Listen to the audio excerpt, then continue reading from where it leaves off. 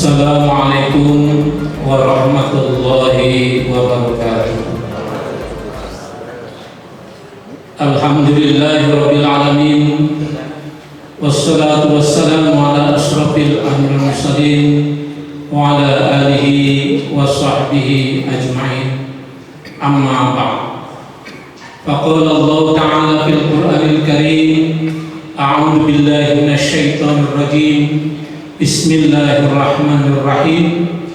Ya ayyuhalladzina amanu in tansurullaha yansurkum wa yusabbit aqdamakum.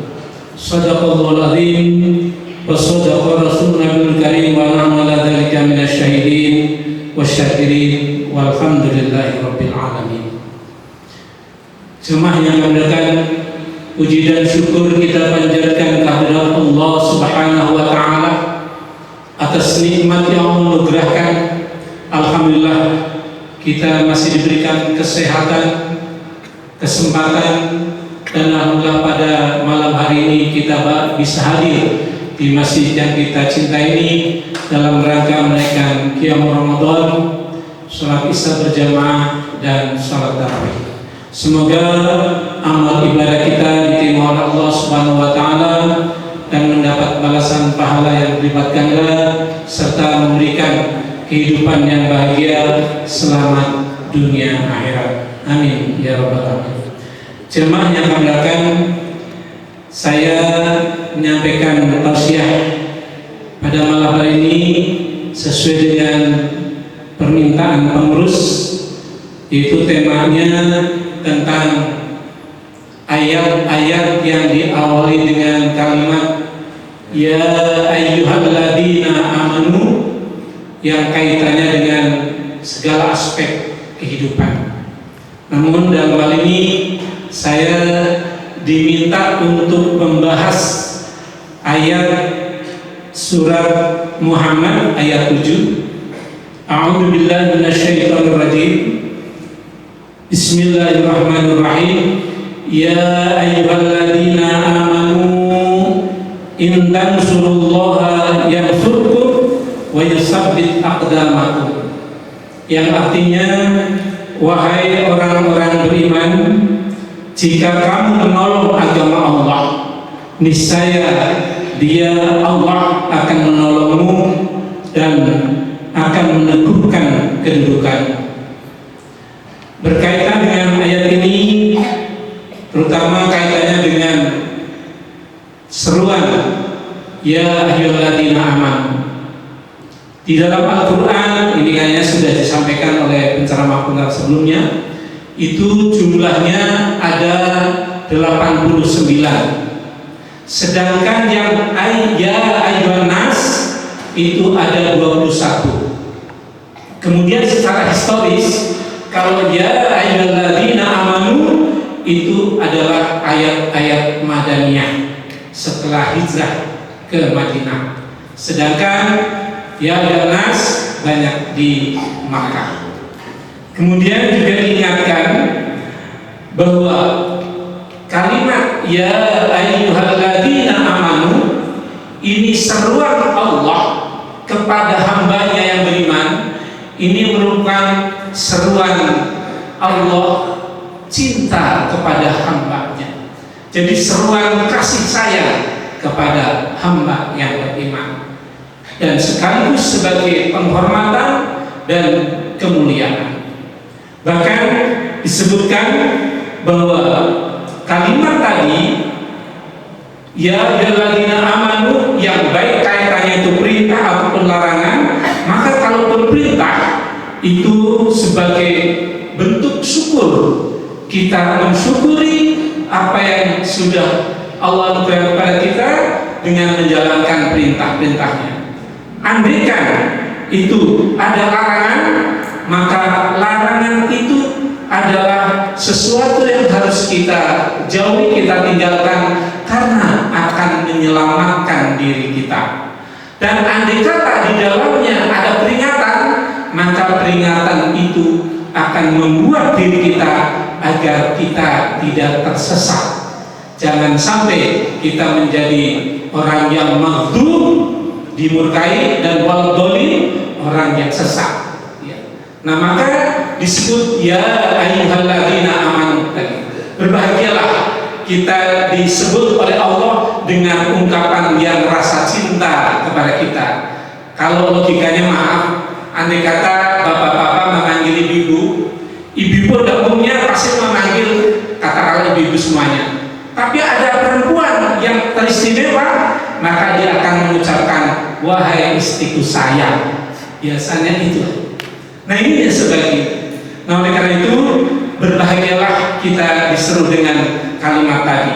Bahkan Ibnu Mas'ud radhiyallahu anhu dia berkata, jika engkau mendengar firman Allah, ya ayyuhalladzina amanu, kata beliau, pasanglah dan bukalah telinga kamu, karena di dalamnya ada perintah yang akan membawa keselamatan, kebahagiaan bagi kamu, dan andai kata ada larangan yang harus kita tinggalkan, itu yang membuat kamu tidak akan tersesat, sehingga kita akan menjadi orang yang di atas siratal mustaqim. Jemaah yang kami muliakan, terkait dengan ayat tadi, mari kita fokus kepada ayat yang ayat 7 tadi. Ya ayyuhalladzina amanu in tansurullaha yansurkum wa yusabbit aqdamakum. Jadi kalimat nida atau panggilan tadi ini merupakan satu keistimewaan bagi hamba Allah yang beriman. Kenapa?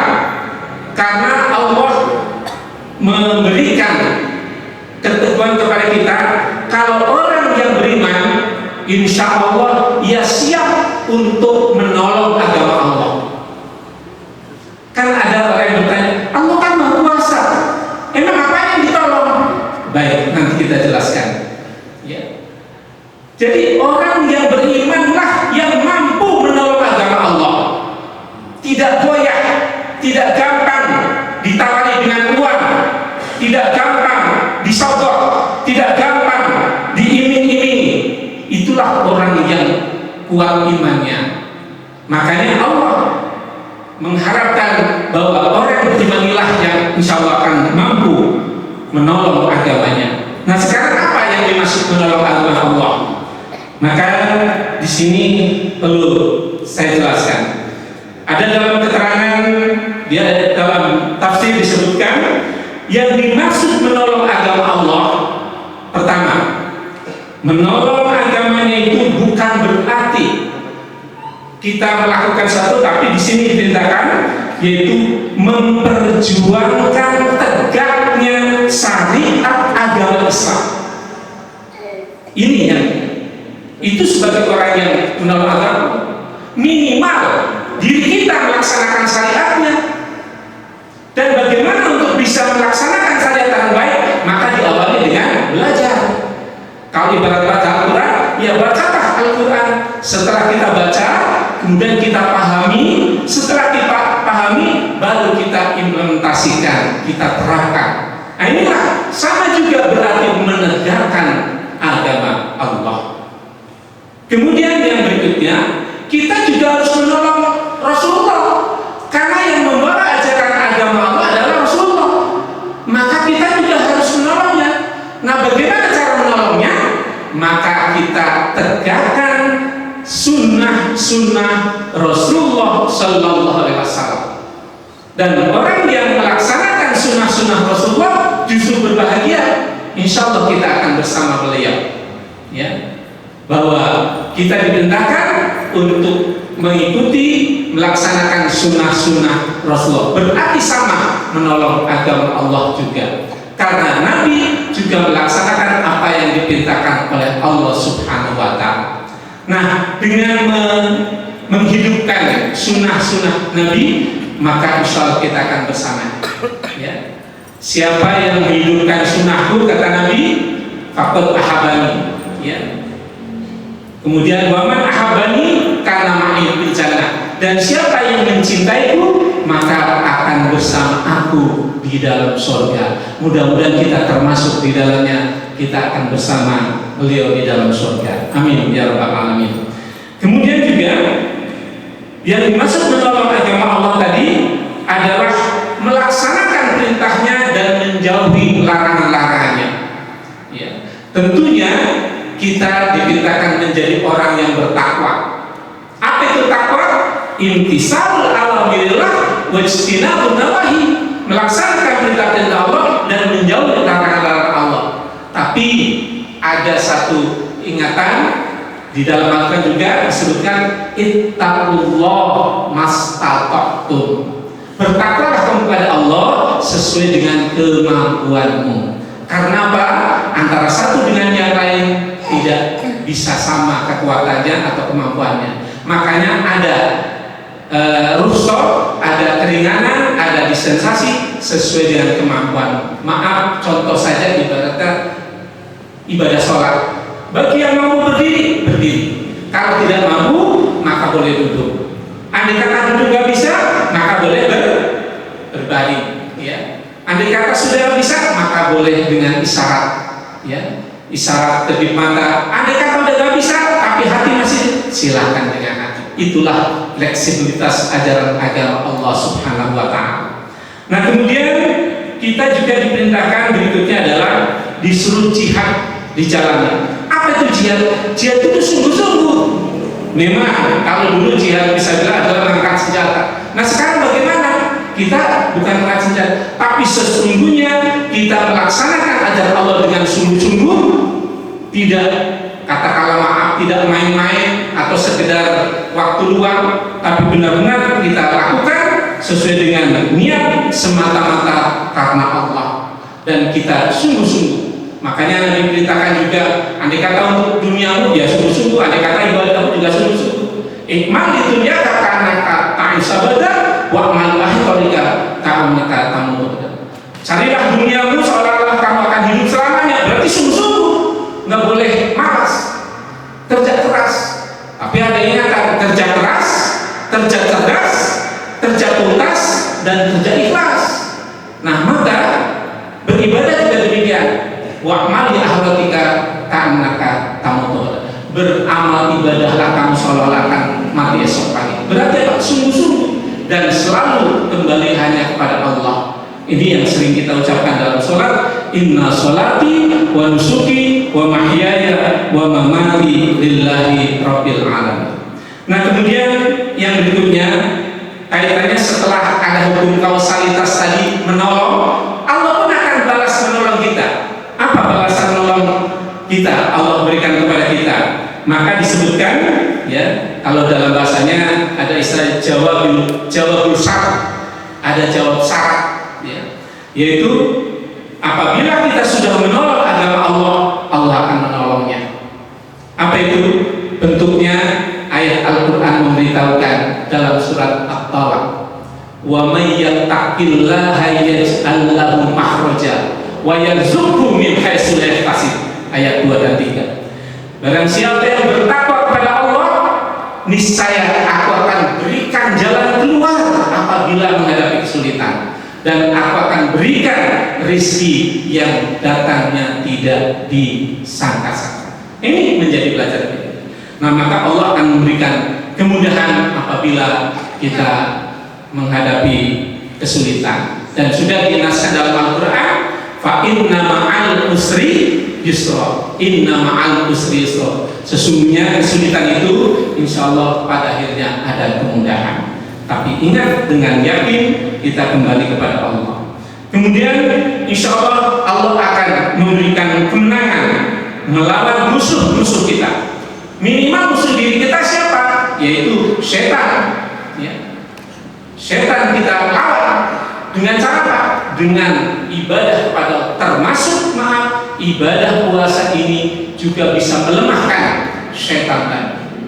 Tapi ada pertanyaan, Ustaz, tapi nyatanya kok masih ada orang yang berbuat jahat? Itu karena dia tidak mampu mengendalikan dirinya, tidak mampu melawan bujuk rayu setan, maka dia terseret kepada jurang kejahatan. Nah, untuk itulah mari kita teguhkan iman takwa kita. Maka Allah akan berikan satu kemenangan. Bahkan satu fakta, pada saat perang Badar, mungkin Bapak Ibu pernah membaca, pernah dengar, Nabi dan pasukannya hanya 300 orang, tapi musuhnya 1000 orang. Tapi Allah berikan kemenangan, yaitu bisa memenangkan perang Badar. Karena memang Allah juga mengirimkan bantuan, yaitu para malaikat yang tentu tidak dilihat oleh manusia. Nah, kemudian berikutnya, orang yang menolong agama Allah, maka Allah akan memberikan ketenangan hatinya, ketentraman hatinya, walaupun mendapatkan ujian dan bala ataupun tantangan, maka dia akan tenang. Kenapa? Karena dia selalu ingat kembali kepada Allah. Dan sesuai janji Allah, ala bi dzikrillahi tatma'innul qulub. Ingatlah, kalau ingat kepada Allah, berzikir kepada Allah, maka hatimu akan tenang, akan tentram. Nah, kemudian bagaimana yang dimaksud meneguhkan kedudukan yusabbit aqdamakum?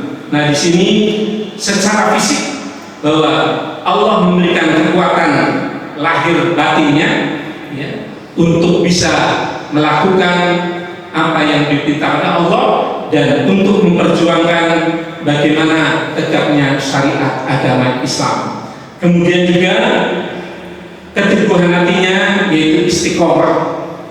Dengan istiqomah menjalankan apa yang Allah perintahkan dan menjauhi apa yang Allah larangnya, ini merupakan satu kedudukan yang memang Allah berikan kepada kita. Berapa banyak orang yang gampang tergelincir pada hal-hal yang tidak diinginkan oleh syariat agama Islam, yang akhirnya menjadikan ia celaka ataupun menderita. Nah, oleh karena itu jemaah sekalian, mari kita berusaha untuk menjadi hamba Allah yang muttaqin, hamba Allah yang wa'tasimu bihablillahi jami'an wa la tafarraqu, berpegang teguh kepada tali agama Allah, berarti menegakkan, melaksanakan syariat agama Islam. Insyaallah kita akan mendapatkan kehidupan yang bahagia, sejahtera, selamat dunia akhirat. Demikian, lebih kurangnya maaf, billahi taufiq wal hidayah. Assalamualaikum warahmatullahi wabarakatuh.